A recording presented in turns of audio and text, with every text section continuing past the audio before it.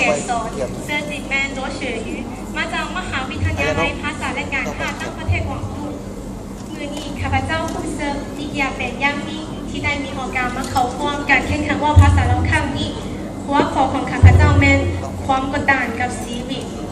เวลาได้ยินหัวข้อนี้ท่านอาจจะได้ลองว่าความกดดันที่ใส่หัวพันเกี่ยวของกับชีวิตของคนเฮาแนวใดก่อนจะเข้าถึงปัญหานี้พวกเขาต้องรู้ว่าความกดดันแม่นอย่างก่อนความกดดันหมายถึงสภาพการทางจิตใจชนิดหนึ่งที่ผู้ซื้อย่านหัวหรือแค่หนึ่งของมนุษย์มันปรากฏอยู่ในชีวิตประจำวันของคนเฮาเพราะว่าจะเป็นนักศึกษาหรือว่าครูบาอาจารย์ตลอดถึงพนักงานปฏิบัติงานจะต้องมีความกดดันที่มาจากด้านใดด้านหนึ่งในจิตใจเพื่อให้ปฏิบัติงานเข้าใจคำว่าความกดดันอย่างชัดเจนข้าพเจ้ายังยกตัวอย่างในชีวิตตัวจริงตามต่อไปนี้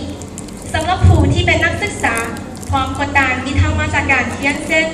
ความกดดันในการสอบแสนหรือการแข่งขันกับหมู่เพื่อน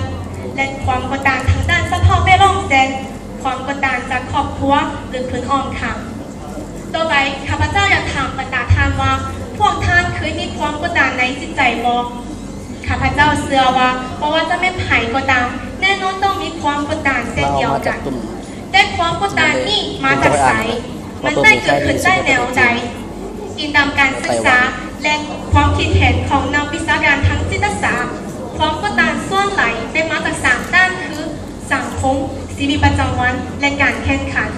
มันเกิดขึ้นย้อนความบ่เท่าเทียมกันระหว่างความอาจสามารถของคนเฮากับความอยากเข้าต้องการของมนุษย์ฉะนั้นเขาสามารถเห็นได้ว่าความกดดันนี่เป็นเรื่องธรรมดาและหลีกเลี่ยงบ่ได้ในชีวิตประจำวันของคนเขามันมีสายพัวพันอย่างแน่นแฟ้นกับชีวิต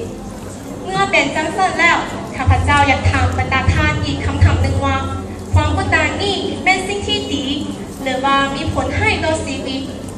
อย่างใดก็ดีนี่ก็เป็นคำถามที่บ่มีคำตอบอย่างแน่นอนได้ยินตามความคิดเห็นของนักวิชาการทางจิตศาสตร์ท่าทีของคนเขาต่อความกดดันสามารถตัดสินผลสะท้อนของมันได้อันนี้หมายความว่าถ้าว่าเขาเชื่อความกดดันในใจนั่นเป็นสิ่งที่ดีเช่นหันเปลี่ยนมันให้มากลายเป็นกำลังใจให้แก่ตัวเองมันจะมีผลดีต่อชีวิตเพราะว่าในขบวนการเปลี่ยนท่าทีนี้ร่างกายของคนเขาก็จะมีการเปลี่ยนแปลงไปตามพร้อมกันนี้โดยผ่านการศึกษาทางวิชาการและสถิติจากการทดสอบนักวิชาการยังสังเกตเห็นว่าคนที่เชื่อการเอาความกดดันเป็นกำลังใจให้แก่ตนเองจะมีอายุยืนยาวกว่าคนที่บ่คิดแบบนั้นและอัตราในการเป็นพยาธิต่างๆก็ได้ลดลงฉะนั้นข้าพเจ้าอยากเสนอในที่นี้ว่าเขาควรลืมเปลี่ยนแนวคิดของตนเองต่อความกดดันนับแต่เดียวนี้เพื่อผลประโยชน์ดังกล่าวนี้จะได้เกิดขึ้นแก่กันนอกจากนี้แล้วการออกกำลังกายและเชื่อมั่นตนเองก็เป็นวิธีที่ดีสำหรับระบายความกดดันแต่ย้อนความจำกัดของเวลาข้าพเจ้าจะมาเสนออย่างละเอียดว่ารวมแล้วความกดดันเป็นเรื่องธรรมดาแต่หลีกเลี่ยงยากในชีวิตประจำวันของคนเขาแต่มันมีสายพัวพันเกี่ยวของกับชีวิตฉะนั้นเพื่อให้ไทยมีชีวิตแบบสมบูรณ์สดชื่นสะดวกสบายเขาควรเปลี่ยนท่าทีของตนเองต่อความกดดันดังที่เก่ามาขังถึงนี้ข้าพเจ้าหวังว่าทุกท่านก็สามารถสมหวังและประสบผลสำเร็จในหน้าที่การตั้งได้หมดแล้วขอขอบใจรู้สึกว่า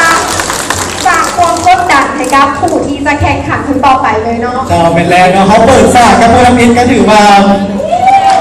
จากวัฒนธรรมได้หลายพอสมควรเลยโมนามินกิริยาท่าทางการมอบต่างๆสำเนียงเสียงมอบภาษาลาวค่อยขับต่างๆชัดเจนจ้าวันนี้ห้อของการตอบคำถาม